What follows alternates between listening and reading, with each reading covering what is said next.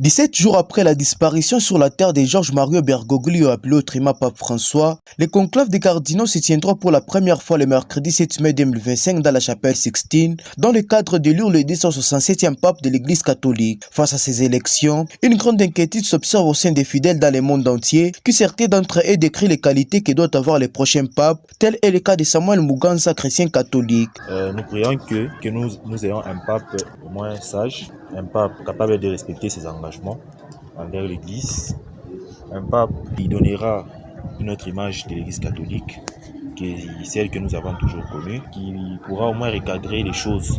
Bien qu'il ne partage pas la même philosophie que celle de l'Église catholique, Johnny Katembo, trouvé au sein du campus, explique aussi ses attentes face au successeur de Saint-Père. Il faut avoir une vision, une bonne vision, être appelé par Dieu, faire un miracle une fois dans sa vie, être toujours bon. C'est vrai que nul n'est parfait.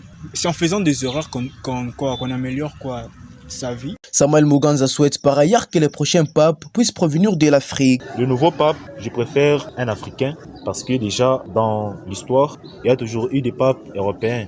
Et le pape François était le premier pape non européen. Donc, soit que ce soit un pape latino, américain ou encore un Africain. Après avoir gouverné l'Église catholique pendant 12 ans, le pape François est mort à l'âge de 88 ans le 21 avril dernier, un jour après la fête des Pâques.